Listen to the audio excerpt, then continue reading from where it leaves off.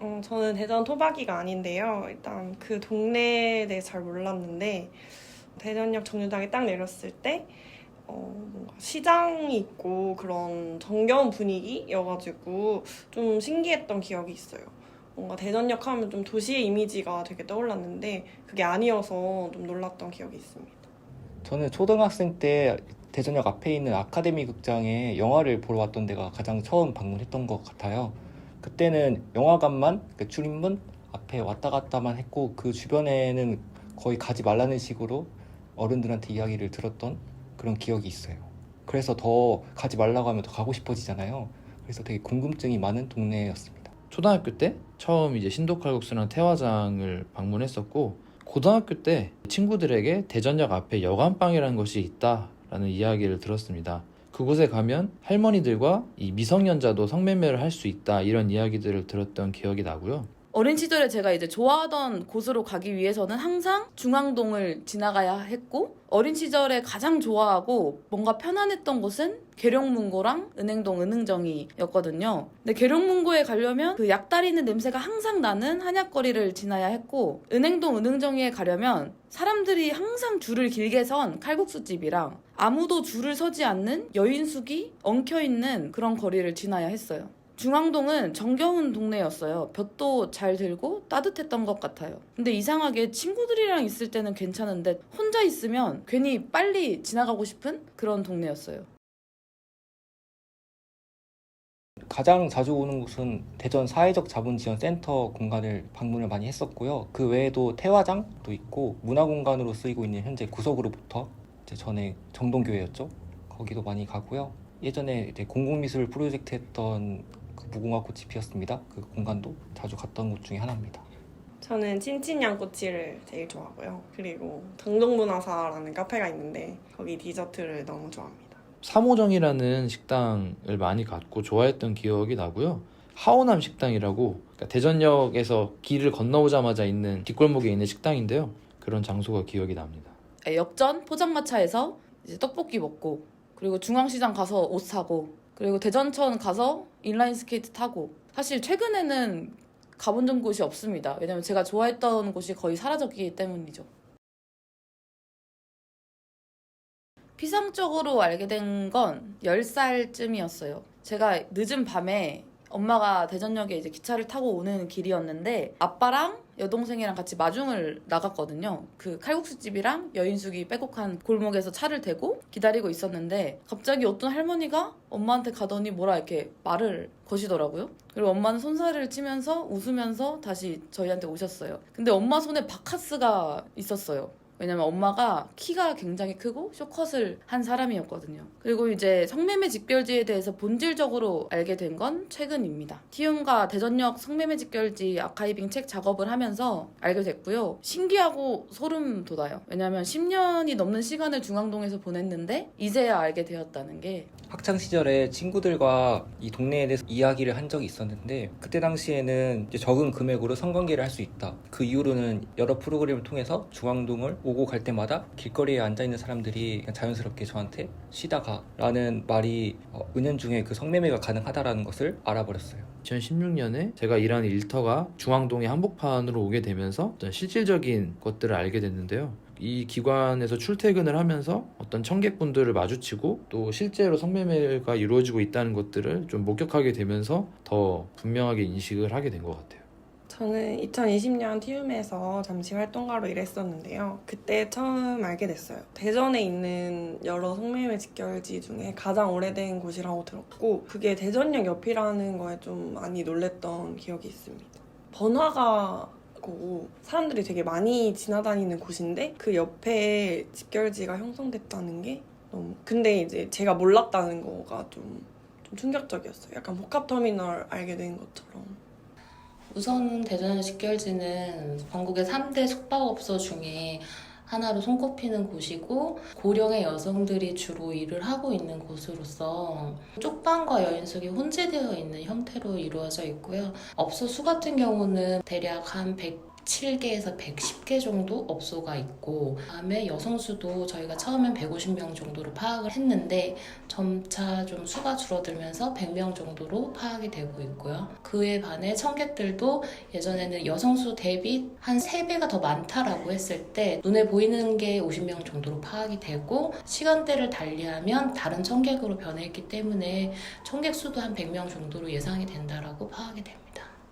중앙동은 상식이 작동을 하는 공간이 아니거든요. 사람들이 상상하는 것들에 발끝도 지지 못해요. 집결지를 이루고 있는 것들, 뭐 건물이 됐든 사람이 됐든 엄청 열악하거든요. 건물을 예로 들자면 여성분들이랑 이야기를 하다가 뒤를 딱 돌았는데 형광등이 아예 전체 통째로 팡 떨어지는 거예요. 땅바닥으로. 네, 중동은 그래도 좀 나아요. 그러니까 뭐 여러 가지 구조가 있긴 하지만 원동이라는 공간도 가긴 하는데 그 공간은 더 열악한 공간이거든요. 밖에서 봤을 때는 눈에 띄지도 않아요. 방들이 양벽으로 해가지고 다다다다 있어요. 사람 한 명도 제대로 못 누워요. 대각선으로 누워도 못 누울 정도의 공간인데 거기서 실제 생활을 하고 또 성매매가 이루어지고 있는 공간들인 거죠. 대전역 집결지에는 여성들 대기실로 사용되는 밥집이라는 곳이 있어요. 밥집을 이용하기 위해서는 하루 일비 25,000원을 내야 하고요. 밥집을 이용해야만 대전역 집결지에서 일할 수 있는 자격이 생긴다고 합니다. 일비 외에도 물품비, 난방비 등 다양한 명목으로 밥집에 추가적인 돈을 내고 있는 상황이에요. 그리고 대전역 집결지 거리에는 성구매자들을 호객하는 사람들이 나와 있는데요. 그 사람들을 청객이라고 부릅니다. 골목을 걷다 보면은 호객행위 하는 사람들이 있거든요. 겨울이었는데 날씨가 무척 추웠어요. 저는 당연히 추워서 안 계실 줄 알았는데 군대에 있는 그 초소처럼 만들어가지고 사람들을 호객하기 위해서 놓았던 그 장면이 아직까지 기억에 남습니다. 플라스틱 의자가 굉장히 많은데 거기 앉아있는 청객들이 머리가 짧은 여성분들이나 남성분들한테도 말을 계속 거시더라고요. 그래서 그 장면이 제일 기억에 남습니다. 대전역을 통해서 고향을 방문할 때 늦은 저녁에 역을 나오면은 이어폰을 귀에 꽂고 있는데도 중년 여성분께서 오셔서 예쁜 언니 있어요. 대충 이런 이야기들을 했고 급하게 빨리 가야 되는데 계속 옆에서 이제 말을 시키기 때문에 좀 짜증이 났던 기억이 있습니다. 겨울이었어요. 언니들이 화장을 하고 대기실이라고 하는 밥집에서 옹기종기 누워 있어요. 보통 힘드니까. 현방시에도 우리가 갔을 때 전화가 오면 언니들이 주섬주섬 일어나서 나가는 모습을 많이 보거든요. 잠깐 갔다 올게 그런 언니들도 있고 그냥 말없이 조용히 나가는 언니들도 있고 그 여인숙이라는 그 공간이 요 근래 보기 드문 열악한 환경이잖아요. 지금 뭐 10,000원, 20,000원짜리 여인숙 가서도 볼 수 없는 그런 환경. 그곳에 누워있는 언니들을 볼 때 언니들은 무슨 생각을 할까? 무슨 생각으로 화장을 하고 출근을 할까? 그런 생각을 해요. 이전에는 성매매 집결지는 컴컴한 밤에만 등장하고 아니면 고립된 숨겨진 곳이라고 생각을 했거든요. 근데 대전역 성매매 집결지는 유명한 맛집처럼 저렴한 숙박시설처럼 너무 드러나 있는 거예요. 그래서 더 소름이 돋았던 거죠. 이렇게 잘 보이는데도 아무도 보지 못하고 있구나. 이게 보이지 않는 섬이구나.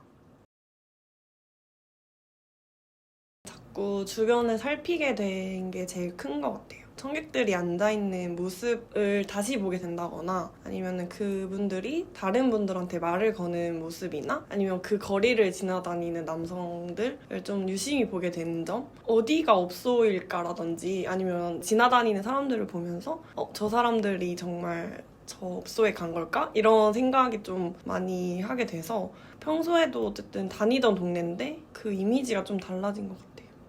처음에는 소극적인 자세로 피하면서 걸었고요. 그 이후로 동네 사실을 알고 나서는 그 호객행위 말 꺼내기 전에 제가 먼저 웃으면서 인사를 많이 건넸어요. 동네에 마주하는 어른들한테 먼저 인사하면은 좀 편하게 좀 더 다가갈 수 있지 않을까 생각했고요. 중동 프로젝트 당시에는 참여했던 주민들 중 일부가 이제 청객이었는데 프로그램을 끝내고 집에 가는 길에 저한테 쉬다가 라는 말을 꺼내는 거 보고 굉장히 놀랐어요. 방금 전까지만 하더라도 같이 프로그램 참여하고 무엇인가를 같이 만들었던 사람이었는데 결국 그들 눈에는 저를 수요자처럼 대하는 게 새삼 놀라웠습니다.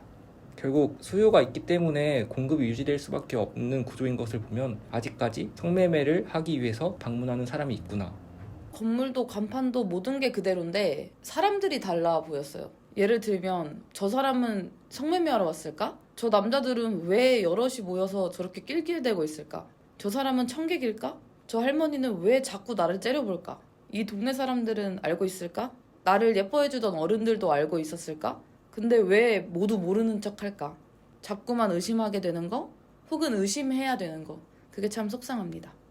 특히 이번에 걸을 때는 본격적으로 도시재생 사업이 진행되고 난 이후에 제가 처음으로 와본 거여가지고 도시명 복합 플랫폼 이런 도시재생 사업의 건물들이 실제로 지어져 있는 것들을 보게 됐는데 그런 것들이 이제 상당히 이질적으로 느껴졌습니다.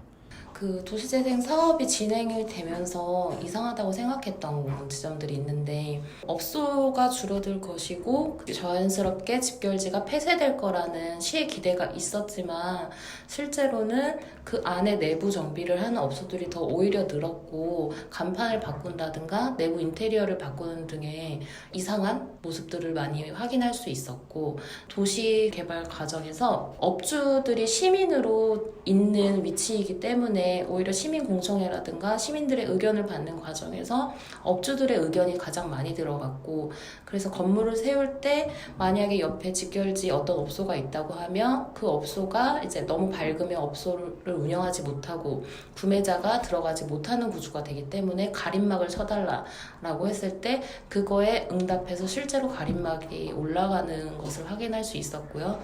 업주가 이미 기존의 시민으로서 존재하기 때문에 예산이라든가 아니면 어떤 제안을 한다고 했을 때 가장 유리한 위치에 있었던 점을 확인할 수 있었습니다. 제도나 시민의식을 바꿔야 한다고 생각하지만 쉽게 바꿀 수 있는 것이 아니라고 생각해요. 결국 개인이 할 수 있는 것은 기록이에요. 내가 듣고 보고 느꼈던 것을 여러 형태로 기록하다 보면은 사람들에게 널리 알릴 수 있고 또 그 힘을 얻어 다양한 방법을 함께 모색해 보일 수 있지 않을까. 노르딕 모델에서 얘기하는 것처럼 구매자라는 존재가 있는데 이 존재가 묻혀있는 게 아니라 수면 위로 드러나서 공개될 필요가 있는 것 같아요. 그러기 위해서는 주 구매자를 이루는 남성들이 스스로 성구매를 하고 있다라고 하는 것을 인식하고 이야기하는 것 자체가 그걸 드러내는 작업인 것 같고요. 어떤 활동이 될지는 모르겠지만 좀 더 급진적이고 과격한 활동을 통해서 사람들의 인식을 확 바꾸는 그런 것들도 필요하다, 그런 상상을 해보기도 합니다. 성매매 집결지를 없애는 과정에서 가장 큰 고민 중 하나는 바로 여성들의 생계 문제입니다. 이들을 더 빈곤한 상태로 내몰지 않도록 그리고 성매매를 하지 않고도 이들이 생계를 유지할 수 있도록 여성들을 지원하기 위해서 대전을 비롯해 여러 지역에서는 자활지원 조례라는 것을 제정해서 시행하고 있어요. 시민과 행정이 동시에 우리 동네는 성매매 집결지를 원하지 않는다. 우리 동네는 여성과 노인, 어린이와 장애인 모두가 안전한 동네를 만들겠다. 이렇게 선언하는 거죠. 제가 할 수 있는 건 여기저기서 선언하고 선언을 이끌어내는 것. 그렇게 함께 운동하는 것. 그것이 제가 할 수 있는 일이라고 생각합니다.